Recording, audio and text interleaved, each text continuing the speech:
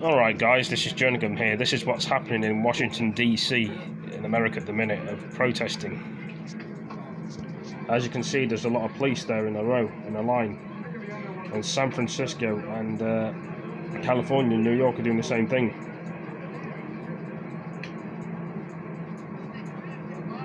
This shows you like a bit of a video. People are messaging on this side about it as well, getting their opinions and thoughts about it. Police there with shields.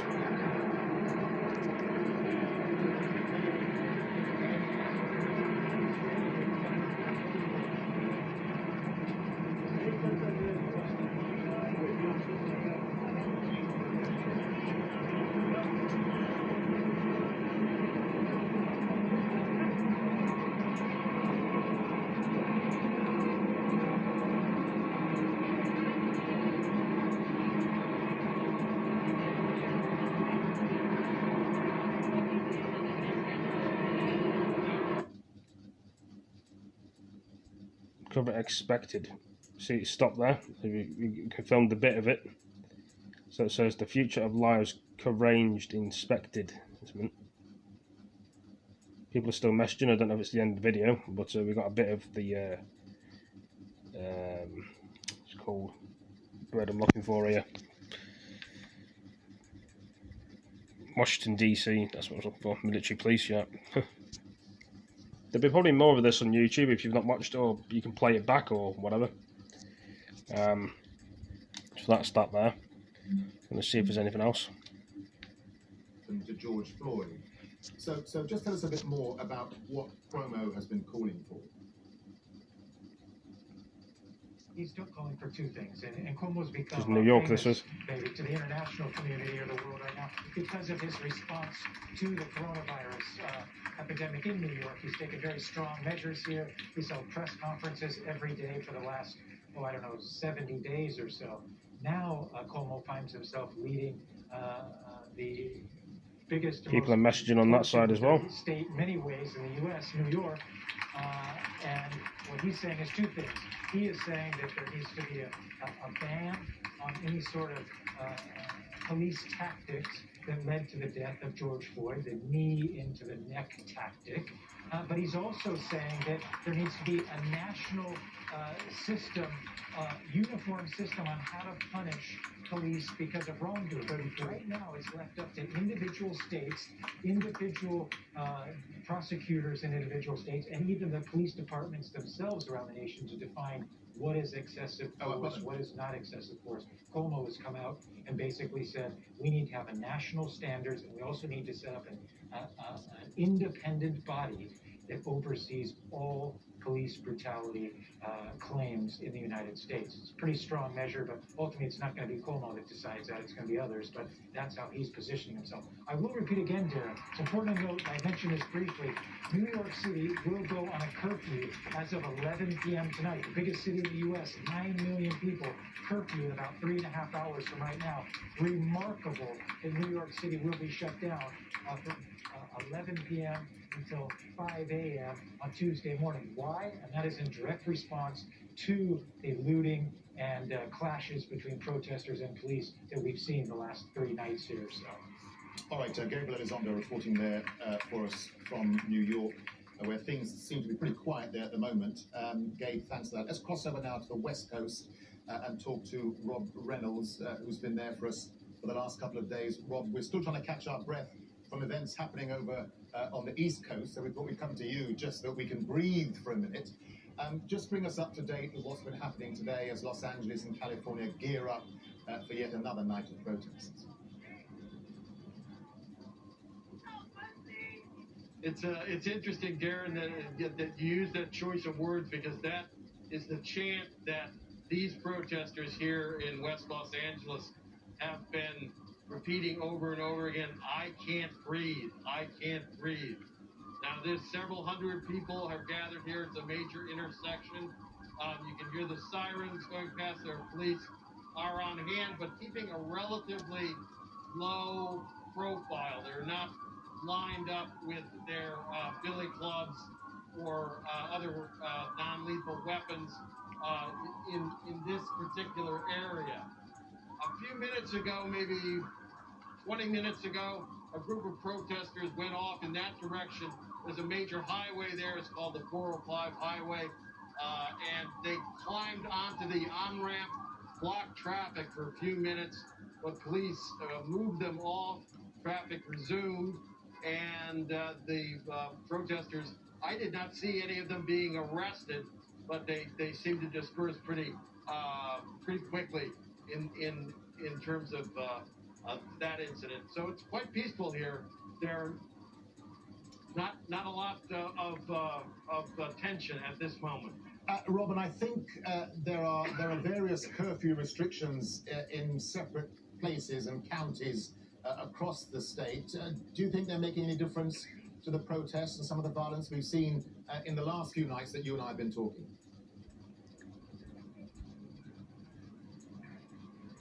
The curfew in all of Los Angeles County, which incorporates a lot of different cities, including LA and about 10 million people, starts in a little more than an hour. Now, people have not been particularly observant of this. Protesters have continued to stay on the streets in the past, despite the curfew. The curfew does give police an opportunity to intervene because they say that because it becomes a misdemeanor in that case, so police can intervene. But whether or not we will see the streets empty tonight, I kind of doubt it, Darren. All right, Rob Reynolds there, live for us from Los Angeles. Rob, we'll no doubt come back to you throughout the course of your night there in California. But for now, thank you. Now, there was another incident that sparked plenty of controversy last week after it was filmed and posted to social media. A woman in New York's Central Park called the police saying a black man was threatening her. Christian Cooper filmed the exchange after he asked her to follow the rules by putting her leash on her dog. The woman, Amy Cooper, no relation, was later fired from her job. There is an African-American man. I'm in Central Park. He is recording me and threatening myself and my dog. And my... I'm sorry, I can't hear you. I'm being threatened by a man in the ramble. Please send the cops immediately. All right, so let's go to Los Angeles and bring in Chris Cooper's sister, Melody. Her tweet of her brother's exchange in Central Park has gone viral. Melody, thanks for waiting for us patiently to come on air. Let me start by asking you first, how is Chris and what's been happening to him since that encounter with Amy Cooper in Central Park? He's good. He's been doing a lot of interviews and trying to continue the thing that he loves to do, which is to bike to Central Park and just do bird watching. And people have been very supportive. He's kind of been, in a good place because people have been so supportive. And that's great to hear, Melody. Look, I mean, I read your recent article in the New York Times, and I was struck by a comment you made that when you saw the video at first, you were relieved, but then when you watched it again, you felt this sort of strange emotion, sort of extremely uneasy, angry, and then you were overwhelmed with fear. So just describe that fear to us and why you had this mix of emotions. Well, I had posted on Twitter several different videos like this that I had seen, these kind of phone calls that have been made, and for it to be my own brother, it just struck home. It struck a nerve for me. And I've been fighting against this kind of systemic racism for a long time. And I was afraid because when I saw that, I realized that my brother, if it had gone another way, police could have arrived, could have thrown him on the ground. And when I posted it, I didn't yet know about George Floyd. And when I found out about George Floyd, I watched that video again, and I realized, yes, that could have been my brother. And it infuriated me, and it frightened me. And I knew that the world needed to see this video so that we could start to really engage in a conversation about it and take action to change this kind of systemic racism that, the leadership in this country has encouraged. We've seen it across the country especially over the past 4 years.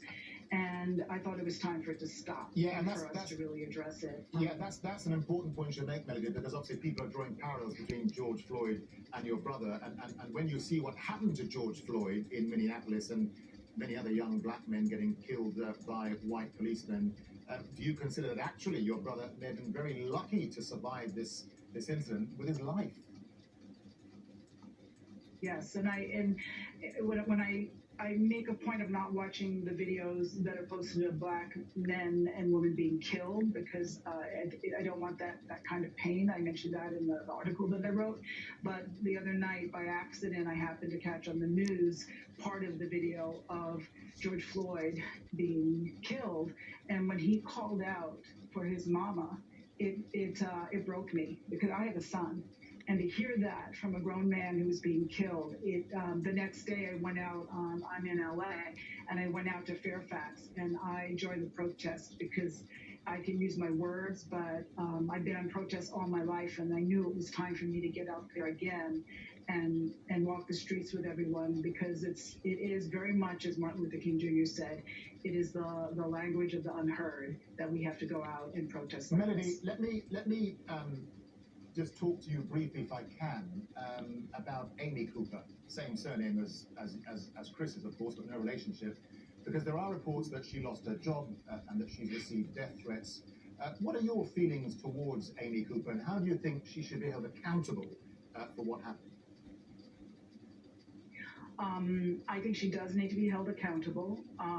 I will say that I think it's my brother and I both feel that it's sad that she lost her job by her own actions, and of course her business, the place of business, is who fired her. But the repercussions need to be there. You see that we take a knee and we protest peacefully and nothing changes and people are dying. And the kind of phone call that she made could have resulted in someone dying, and there are other people thinking that that's okay to do. And there has to be accountability. There has to be, unfortunately she lost her job, but my brother could have lost his life. So I think it's a moment for us to really realize how serious it is, these kind of actions, and that kind of weaponization of racism is important to fight and to take action against and to take very seriously. Melody, just a final thought from you, because President Obama has come out and said that these protests over the killing of George Floyd could be a real turning point for America. But I mean, what kind of pivot, what kind of turn needs to be made to stop the kind of racism that we're seeing, to stop the kind of police brutality that you're talking about, and to stop the sorts of incidents that we saw with your brother Chris in Central Park? Well, it's not going to happen overnight. But what's clear to me is that the fact that people have contacted me from all over the world, the video that I posted has had over 44 million views, and people have reached out to me from places where they're protesting now, in London and Berlin and Copenhagen. It's amazing to me. It's become a worldwide phenomenon, and it's a movement that's been a long time coming. It amazes me that we've waited as long as we have. I am honestly not as concerned about property damage as people's lives being taken, and it's not a race war, it's a fight against injustice. And I think the more that people come together, especially in our country, white people join us in this fight, so they can't be just characterized as just one fraction of society. But in the protests I went to, there were Latino, Native American, white, women, just people across the board were joining together to say this is wrong. And it really isn't. Even police now are joining the protests. They're taking a knee. There were police marching with us in different cities. So I think it really is a movement, and the beginning of it is people continuing to take action, not backing down, not accepting the president characterizing it the way he has been, and to keep fighting and speaking up. I think that's a great start. Just a final thought to you, Melody, before you go. I understand you've been taking part in some of the protests in Los Angeles. Just give us a sense of the reception you get when you get to these protests, if people know who you are and people obviously know about your brother, and your sort of general feeling in LA as you see these protests unfold. Well, I've been in LA since December, and it was my first protest in LA. I've been going to them in New York for years. And first of all, I was glad to see so many people. There were the people of all ages. There were children. I walked with a sign that said, "I am Christian Cooper's sister, and Emmett Till's. Emmett Till is my and Emmett Till is my son." So I had a mask on, and I didn't march. I didn't want people to know who I was necessarily. I did speak to a few people who were very supportive, and they were happy to know that I was there. But I was really there as just an individual. I didn't know anybody, but just to join with everyone else who was there because they were fighting against racism and fighting against injustice. And there was one little girl who was carrying a sign. She must have been about 7 years old, that said, "I can't breathe." And I was standing with her, and her mother was taking a picture because she found out who I was, and we were taking a photo. And then there was a police action, and this huge crowd started just bolted towards us. And all I could think about was this poor little girl and how frightened she must be. And we were it was just after the official part of the march, so the police hadn't given a chance for people to disperse.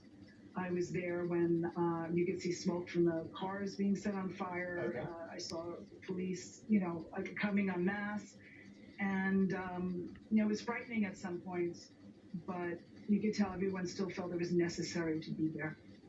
Melanie Cooper, really, really good to get your thoughts, and thank you very much indeed for talking to Al Jazeera. Please give our best regards to your brother Chris for me. Melanie Cooper, live from Los Angeles. Thank you. Thanks. Now, if you're just joining us, welcome to Al Jazeera. It's just gone 3 a.m. here in Doha, 8 p.m. just gone in Washington, D.C., where a curfew has been enforced now for about an hour or so. President Trump has been addressing the nation, saying he's sickened and revolted by the death in police custody of George Floyd, but he has warned he's determined to dominate the streets and put an end to violent protests that have erupted across the country.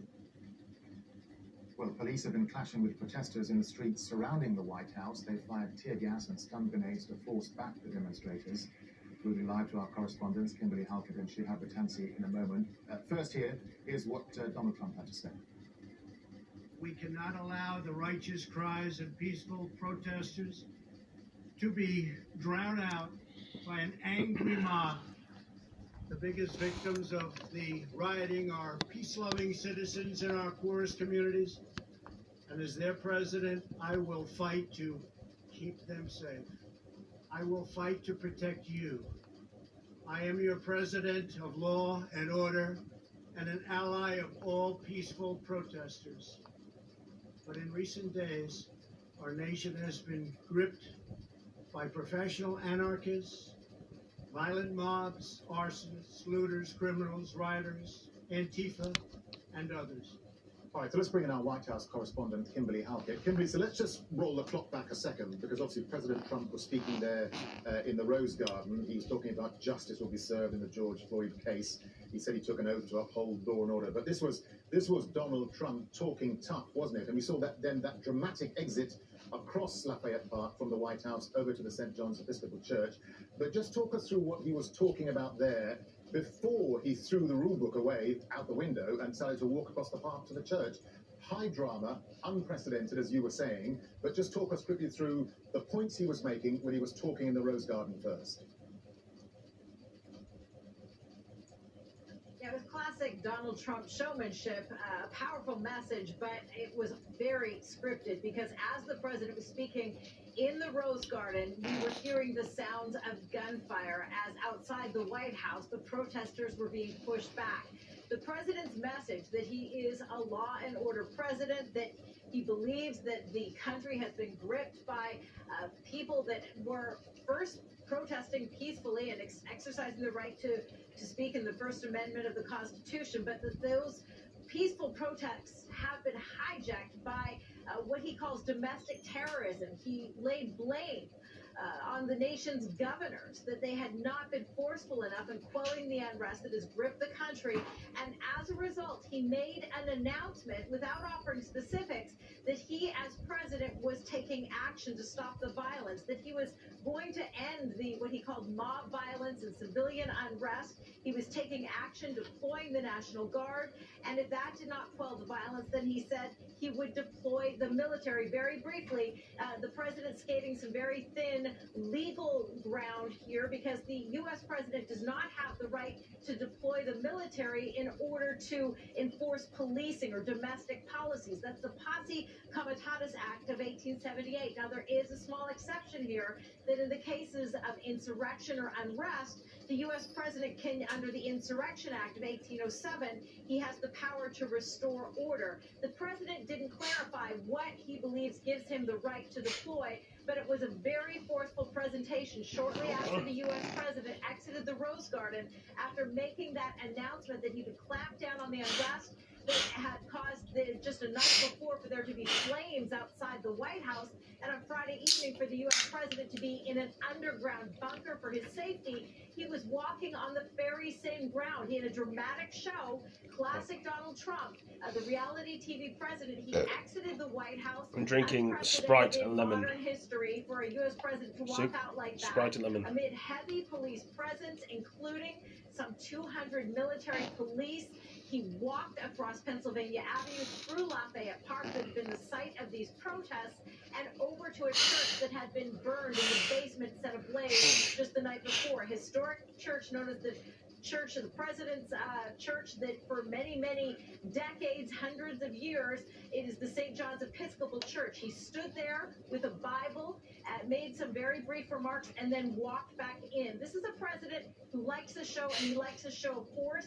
Earlier in the day, he had gotten into a very harsh confrontation over a video conference with the nation's governors, accusing them of being weak outside the White House, trying to show a projection of strength. Yeah, and even the White House press secretary today, Kimberly, was trying to defend Donald Trump's handling of the unrest. But that earlier hadn't stopped the accusations that Trump had this bunker mentality, this way of hiding out on the issue of the protests. He had a very strong statement to make by walking out of the White House and across to the church. What was the symbolism of all of that? Well, the symbolism is that this is a U.S. president who has, from day one, been building up the military. This is not the first time we've seen the U.S. president flexing his military muscle, if you will. I mean, from day one, he not only started to ramp up the budget, something that we'd seen a decrease in the United States. TV's just turned itself off. July 4th, 2 minutes, guys. Day, the U.S. president had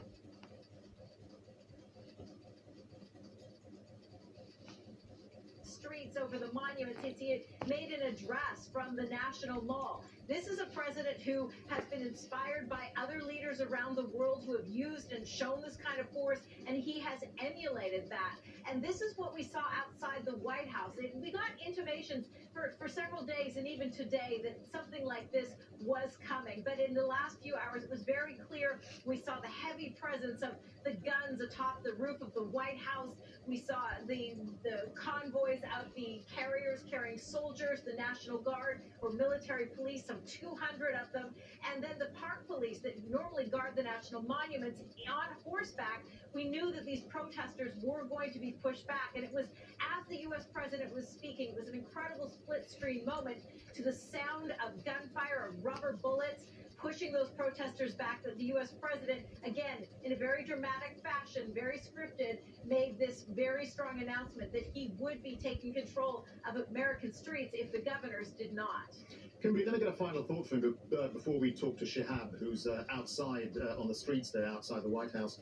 I mean, we were talking to you earlier. Donald Trump sees this unrest as domestic terrorism, saying he'll mobilize all federal and state resources to stop the looting and the protests. How do you see that playing out now? It's going to be difficult for this president to navigate because the problem is that there has also been an enormous showing of peaceful protest. Now, while the president has continued to point against one particular group, Antifa, which is a left-leaning group that is militantly opposed to far-right ideology. He continues to point to them, but we've also had reports that there have been protesters and rioting from people with a right-wing ideology, white nationalists, for example. None of this has been 100% investigated. It's going to take time for the Department of Justice to do that, and they say that they will be doing this under the Joint Task Force lens of domestic terrorism. Having said all of that, there are concerns, even from some in the African-American community, that their history and tradition of protesting and exercising their civil rights, their rights to exercise free speech, has been hijacked. Now, they haven't used the inflammatory rhetoric that we've heard from this president, but it certainly is something that's been expressed, not just in Washington, D.C., but around the United States, whether it was the Atlanta mayor, whether we heard it on the West Coast, that this very peaceful Black Lives Matter movement is being hijacked by people of other races, including young white people who are intent on anarchy, are intent on causing destruction. And we should point out, and even Barack Obama reflected on this in a post he made on the blogging platform Medium, that many of the times the people that are getting hurt are the very people that these rioters, white rioters often is the case, are proposing that they are helping. When in fact they are hurting small Black business owners and people who historically do not recover from this kind of damage and looting. So Donald Trump has been very harsh in his rhetoric. This has not sat well, and this is the story of Donald Trump since the day he took office in January of 2017. But there is some of his message that has been expressed by even his opponents, the concern that this effort to protest, to bring about the end of systemic racism in American institutions, that this is being overshadowed by those who are really just intent on causing violence and harming others. All right, Kimberly Halkett there, live outside the White House. Kimberly, thank you for that. All right, let's cross over to Shihab Batansi, sorry, excuse me, who's live for us on the streets of Washington, D.C. Shihab, look, I mean, it's been a dramatic, unprecedented series of events today. You were caught up earlier on in that anti-riot effort by the police, by the military. Just talk us through what happened, because we saw you running under tear gas. There were stun grenades going off. Tell us what happened. Preceding Donald Trump's visits to St. John's Church, the police cleared out the area, as you might expect, and in their usual way, they're just suddenly charging at the peaceful protesters in front of them with stun grenades, flashbangs, and gas of various sorts. And they've been very successful, actually, there. And now they've seen, in a rather interesting standoff here. The church where we were is round the corner to the right. And the police have now sort of segregated several different groups now. So they've left a core group of protesters. They've kettled them, basically. They're surrounding them in that. And you can probably just see the police officers, but behind them are about a dozen or so protesters who have now been trapped by the police there. What was interesting is that apparently, I guess maybe the police have learned a thing or two since the demonstrations during the inauguration, when they didn't care who they kettled, and many journalists were arrested and charged with felony rioting, even though they were just doing their jobs. They were very careful to tell the media to leave, and so that we were led out rather emphatically from that area. So we're some distance away now. Surrounded by other reporters now, so I was actually going to talk to an activist, but they're now all stuck in the middle there. They're not allowed to leave. They're stuck there, and presumably that's a prelude then to them being arrested. That's not normally what we would understand the point of kettling to be, I suppose, is you make them sweat for hours and then finally arrest them. And I wonder whether that's going to happen soon. But then the bizarre thing was, while we were over here, I think it's gone now, hasn't it, right? In the distance, we suddenly saw dozens, maybe hundreds of protesters marching northwards on a parallel street, and we don't know what was going on there, way in the distance. But that was moved on, like as if that's just another part of the tapestry of Washington D.C. this evening. But right now there is the usual police kettling standoff, where I suppose we're waiting for them to arrest the people caught, not allowed to leave, surrounded by all the other people. And then, yeah, we're just surrounded by other media right now, which is obviously very concerning. On the one hand, when the police insist that all media or cameras leave an area and they surround a bunch of protesters. Well, we have a relatively good vantage point up here. So we're waiting to see what they're going to do with these protesters. But as you said, that was preceded by a pretty emphatic, pretty strong police movements to get rid of all the activists and the protesters here, and they've been actually rather successful. It is very quiet now out here, except for that particular area. But again, we get these little inklings that something else might be going on somewhere else, when we catch sight of hundreds of protesters like 5 streets away walking up, and we don't really know what's going on there. And Shihab, you were talking to us earlier about the symbolism of what Donald Trump was doing when he crossed over into the streets nearby you. I mean, I think the St. John's Episcopal Church is just around the corner from where you were.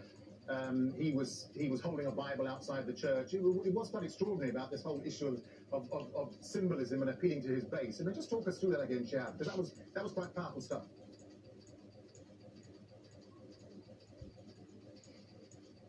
First of all, he gave that speech in the Rose Garden where he didn't mention racism or George Floyd. He didn't mention police violence. He just mentioned upholding one law for America, upholding property rights. He didn't address the issue that has divided, well, I mean, has led to this unrest, this uprising that we've seen around the country. Then he marches off to the church and he brandishes a Bible silently. I mean, the symbolism there, I suppose, is he's the defender of the faith, and he's suggesting this is some kind of religious war, perhaps. I'm not sure. I mean, certainly he's invoking terrorism all the time for peaceful activists in the streets. And then, in what was a really nakedly photo opportunity moment, he called members of his cabinet, including the Attorney General and others, to stand next to him for photos, and then walk back. Clearly, that will appeal to the evangelical base who do think of him as the defender of the faith, despite his shortcomings from perhaps a religious standpoint.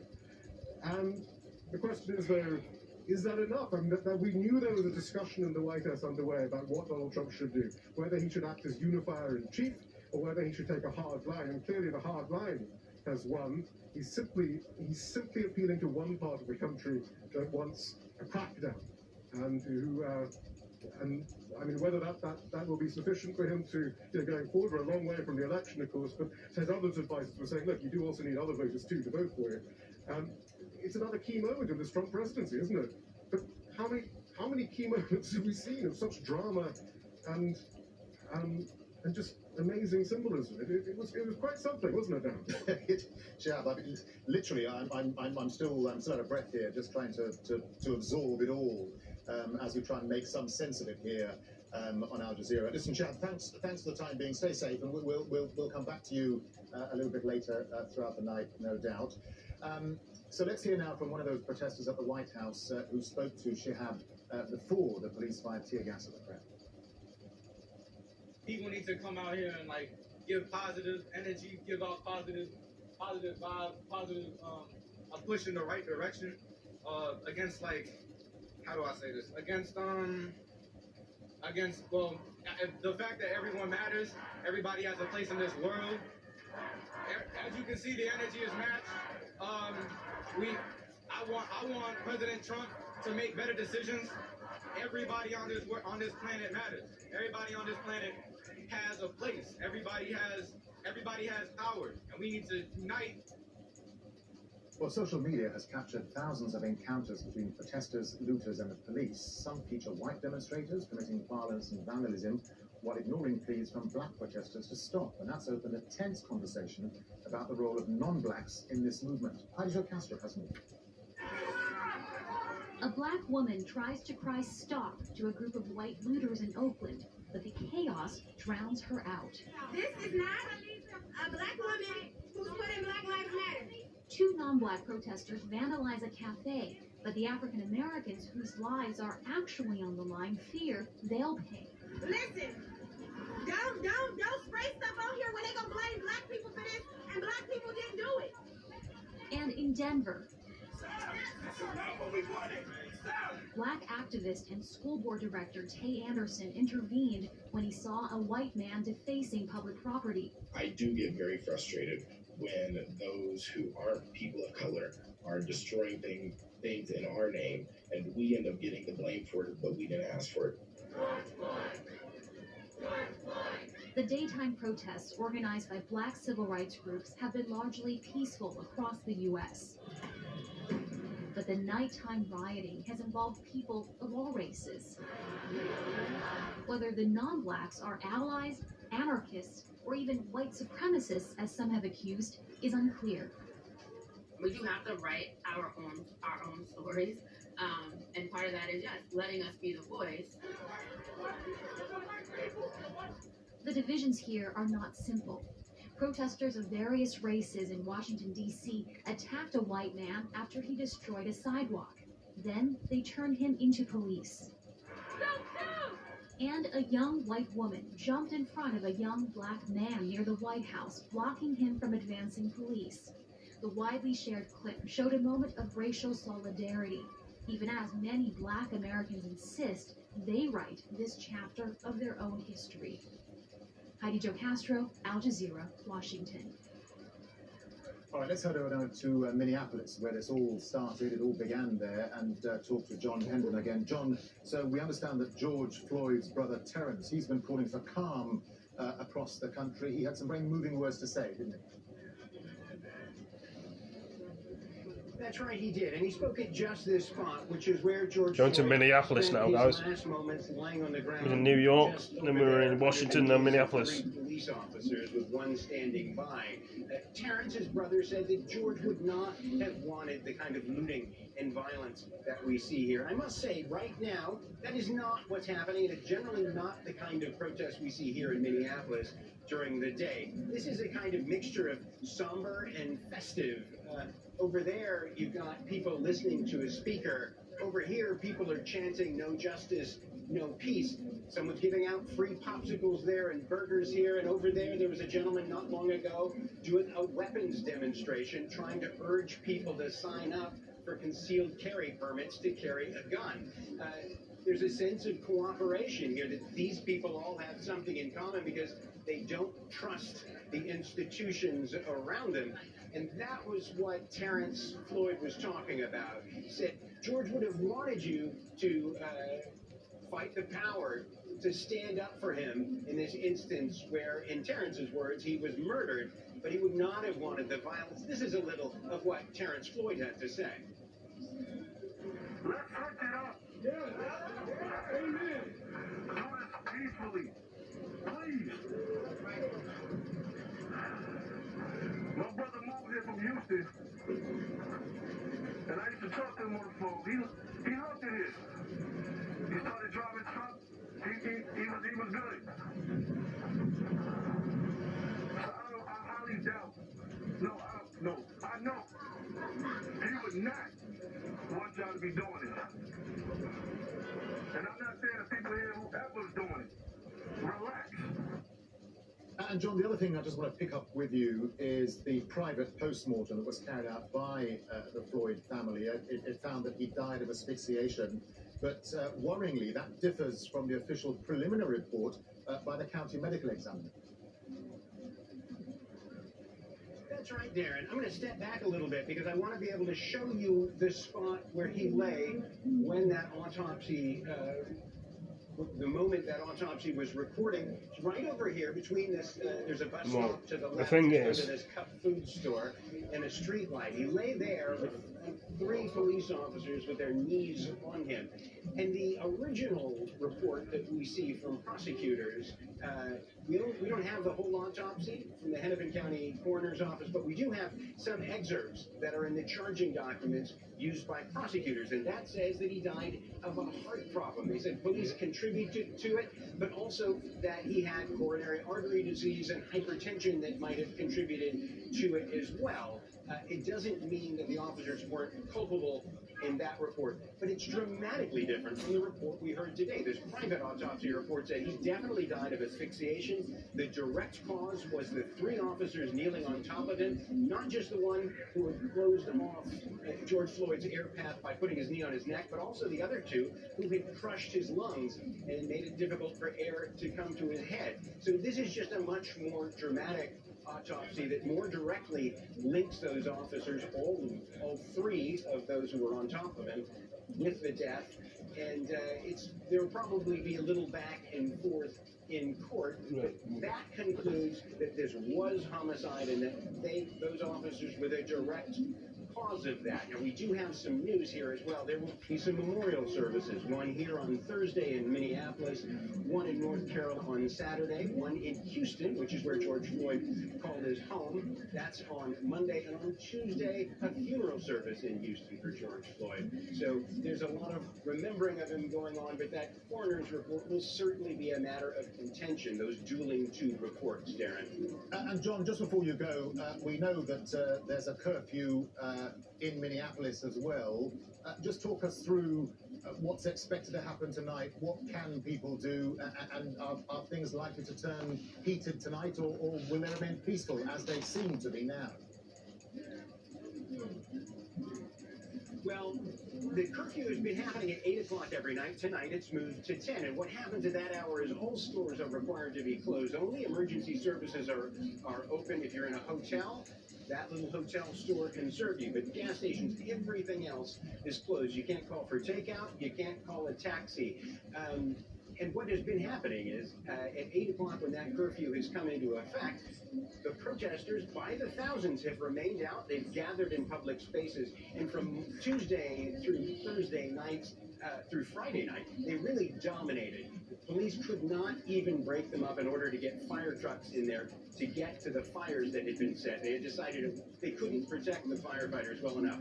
Well, that all changed when 1,000 more National Guard troops were brought in. So for the past 2 nights, the police have actually locked the place down, and you haven't seen that kind of violence and the looting going on.